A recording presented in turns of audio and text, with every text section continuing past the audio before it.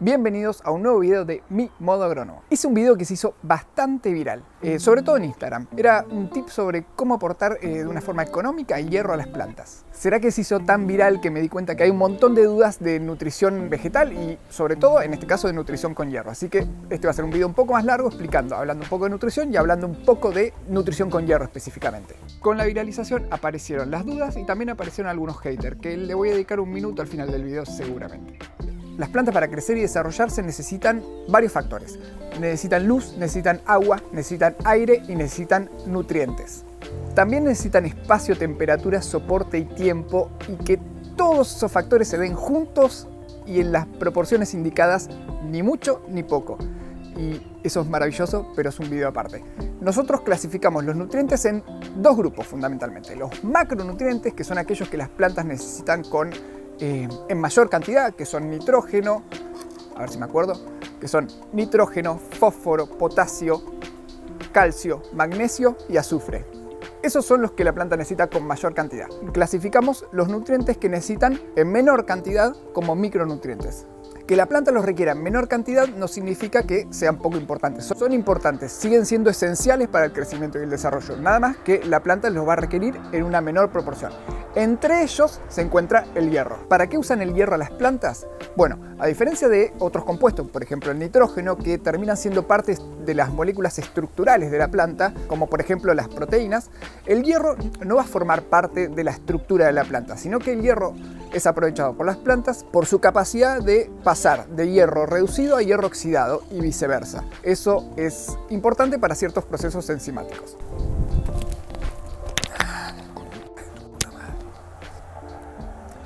Y tal vez la función más importante, o quizás la más notoria, es la síntesis de clorofila. Sin hierro la planta no puede sintetizar clorofila. Entonces, cuando la planta está pasando por un estrés de falta de hierro o un déficit de hierro, lo vamos a notar rápidamente en una clorosis.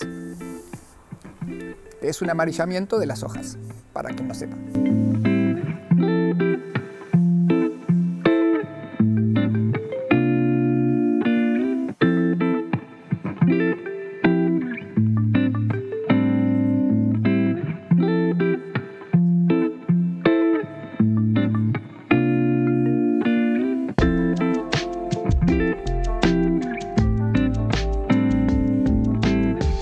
¿Cómo nos damos cuenta que la planta le falta hierro, tiene un déficit de hierro? La forma más fácil de darse cuenta que la planta le falta hierro es porque se forma una clorosis internerval en hojas nuevas. Es así. Esta clorosis es específicamente en hojas nuevas y entre las nervaduras. ¿Por qué? Porque a diferencia del nitrógeno, por ejemplo, que también produce una clorosis, la clorosis se produce en hojas viejas. ¿Por qué? Porque el nitrógeno es muy móvil dentro de la planta. Cuando la planta sufre un déficit de nitrógeno, rápidamente desarma estructuras que contienen nitrógeno en las hojas viejas y ese nitrógeno lo manda a las hojas nuevas. ¿Por qué?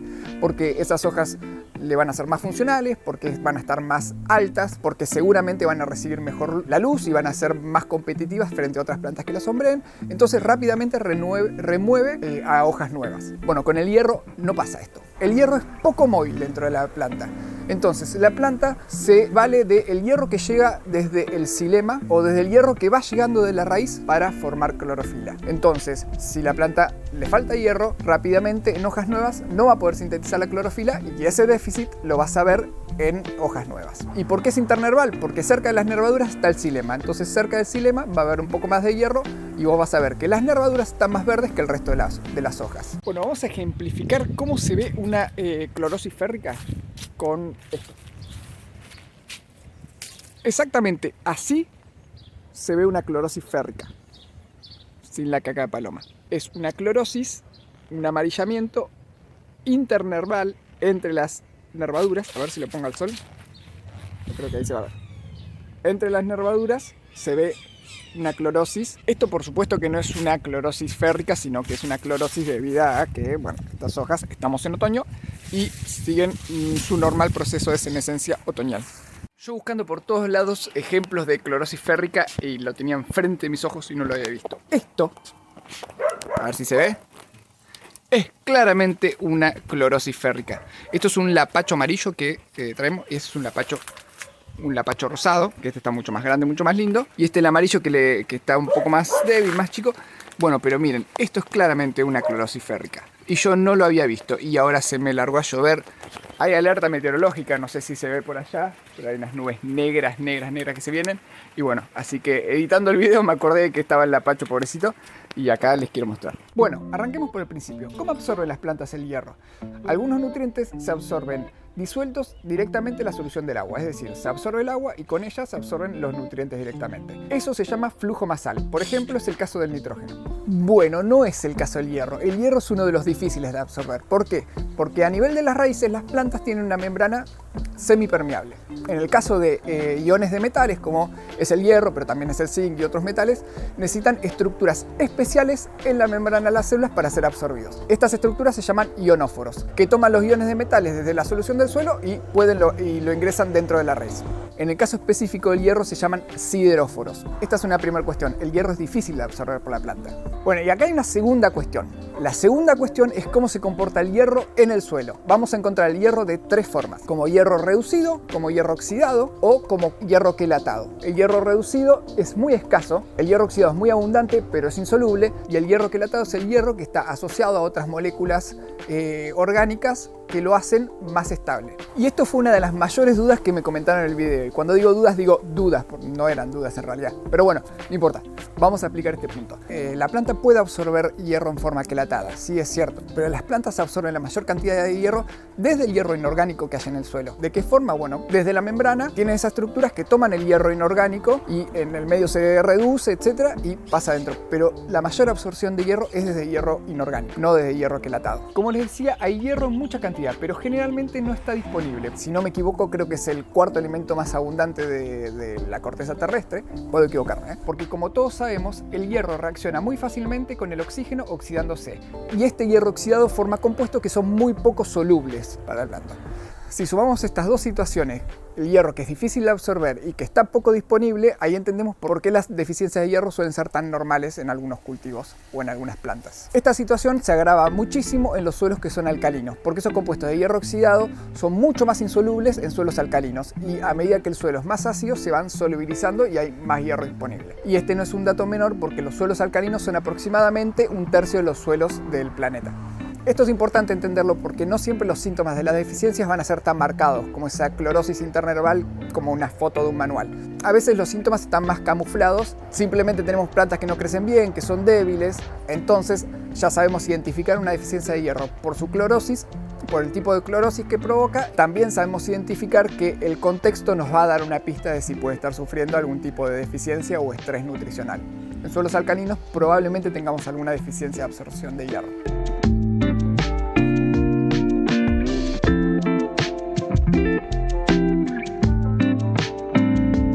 Ya sabemos por qué se produce una deficiencia de hierro y ya sabemos identificarla. Bueno, ahora hablemos un poco de las soluciones. Dentro de las posibles soluciones podemos hablar un poco de las estrategias que tienen las plantas, porque, como dice el filósofo de Jurassic Park, porque como la vida se abre camino y las plantas tienen muchas ganas de vivir, tienen sus propias estrategias para pasar deficiencias nutricionales, en este caso deficiencia de hierro.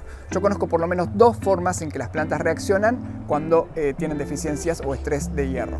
La primera es la que utilizan las gramíneas, que las gramíneas son todo lo que son pastos, como esta cola de zorro, por ejemplo, pero también el trigo, la cebada, el centeno, la avena, el maíz, el sorgo, etcétera, que forman gran parte de la base de alimentación del ser humano. Esas plantas tienen como estrategia liberar al suelo o liberar a la rizósfera fitosideróforos, que son estos compuestos que yo les hablé que están en la membrana, que directamente lo que hacen es captar el hierro que anda por ahí en la rizósfera, el poco hierro que puede llegar a haber, y lo quelatan y así la planta lo puede absorber ya quelatado en esos fitosideróforos. La segunda forma que yo conozco es la estrategia que utilizan las plantas que son monocotiledóneas no gramíneas y las dicotiledóneas, que son la inmensa mayoría de las plantas que conocemos. Esas plantas, cuando están bajo estrés por falta de hierro, lo que hacen es liberar a la rizósfera, liberar a la solución del suelo directamente ácidos, como ser el ácido cítrico o el ácido málico, que lo que hacen es disminuir el pH del suelo alrededor de sus raíces. Esto hace que el hierro que está por ahí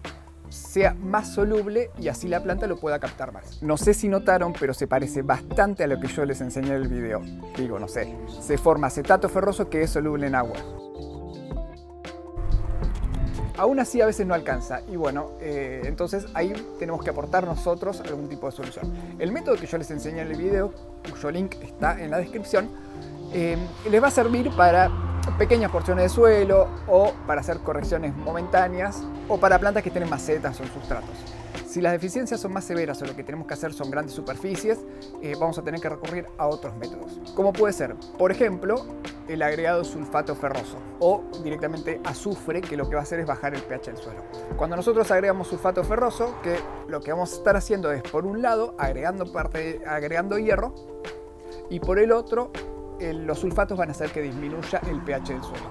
Entonces vamos a tener más hierro y un hierro que va a ser más soluble. ¿Qué nivel de ruido, boludo? Bueno, ahora sí.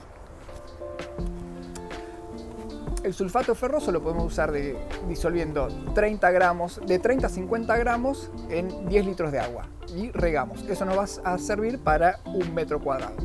Más o menos para que tengan las cantidades en que se usan. El tema del sulfato ferroso es que a veces no se consigue en todos los lugares y a veces es caro. Y si no, la otra opción que tenemos es usar quelatos de hierro. Los quelatos de hierro la verdad es que son muy buenos y funcionan muy bien, pero tienen ese mismo problema. Y se pueden aplicar tanto al suelo como de manera foliar, pero tienen ese mismo problema. A veces no se consiguen y a veces son caros. Antes eran carísimos, ahora no son tan caros, pero cada uno conoce su bolsillo. Después, y esto es general para todos los nutrientes, es conocer las plantas o el cultivo con el que estamos trabajando. La deficiencia de hierro en cítricos, por ejemplo, es muy frecuente. Después hay un grupo de plantas que por su carácter acidófila, cuando lo ponemos en suelos que no son tan ácidos, van a estar constantemente lidiando ahí con las deficiencias de hierro. Entonces eso hay que conocer. Conocer el cultivo o la planta o los requerimientos de la planta con la que estamos trabajando, eso es para todos los nutrientes igual. Por último, lo que yo recomiendo es el agregado de materia orgánica. El agregado de materia orgánica tiene muchísimos beneficios, ya sea agregado en forma de compost, de humus de lombriz, en forma de residuos, hay muchas formas de agregar materia orgánica a los suelos y tiene un montón de beneficios. Entre ellos, cuando nosotros agregamos materia orgánica vamos a estar formando algo que se llaman ácidos húmicos, que como su nombre lo indica, son ácidos y disminuyen el pH del suelo. El agregado de materia orgánica disminuye el pH del suelo. Entre los beneficios de agregar materia orgánica que yo lo encuentro es, primero le vamos a estar agregando estructuras, segundo le vamos a estar agregando microorganismos y vamos a tener un suelo que va a estar más vivo y los suelos vivos son suelos sanos. Vamos a tener el beneficio de que no tenemos que estar trabajando con compuestos químicos en donde creo yo que el mayor riesgo que tenemos es por ahí pasarnos de dosis y sobreacidificar los suelos y ahí sí que es un problema más grave. Con la materia orgánica no corremos este riesgo y sería un caso muy raro en donde agreguemos en exceso, eso no pasa. Para mí ese es el primer paso a seguir, el agregado de materia orgánica. No sé si tengo mucho más para decir, solo mostrarles estas lufas hermosas que tengo, que ya están a punto de ser cosechadas. Despedirme, decirle que gracias por ver, espero que les haya servido. Si les sirvió, le ponen like, me gusta, compartir y todas esas cosas. Y ahora sí, a los haters les voy a decir una cosa. No les voy a dedicar más de un minuto porque no creo que lo merezcan. Pero solo decir una cosa.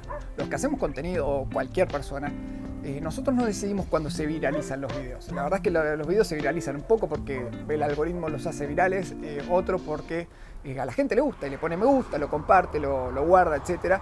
Y eso se recontra agradece. Y los que viralizan el contenido no somos nosotros, sino que son ustedes y es el algoritmo. Y bueno, y eso se recontra agradece.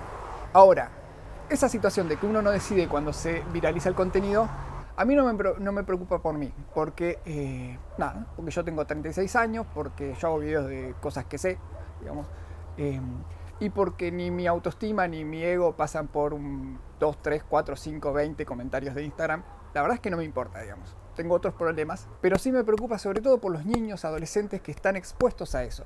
Ellos no deciden si su contenido se viraliza. Y puede pasar que hagan un video, 2 videos, se viralice y que le empiecen a llover críticas y comentarios y ahí sí que están en pleno proceso de construir su personalidad, de su autoestima y que pueden ser muy dañinos esos mensajes. Y me parece que eso es un problema que tenemos que encontrar otra forma de relacionarnos. Yo sé que ningún hater va a ver esto, no me importa, digamos, pero tal vez a alguien le sirva. Necesitamos encontrar otra forma de relacionarnos. No puede ser que la relación sea con la crítica despiadada o directamente a veces con el insulto. No está bien. No hagan eso. Después hay otro comentario que sí me molestó un poco más porque eran comentarios comentarios de una profunda ignorancia y a su vez de una profunda soberbia, y cuando la ignorancia y la soberbia se juntan no machean bien, no hacen buen efecto. Por ejemplo, les voy a dar un ejemplo de un muchacho en Instagram que tiene chiquicientos seguidores en Instagram, se dedica a todo lo que es huerta, a todo lo que es, etcétera, a todo lo que es huerta, y el chabón da cursos de esto. No sabe diferenciar lo que es la cantidad de la disponibilidad de un nutriente. Nada, no sean ese chabón de Instagram. Mantengan la cabeza abierta, aprendamos, sepamos valorar lo que el otro nos cuenta y lo que el otro sabe. No sean ese chabón de Instagram. Chao, gracias por ver.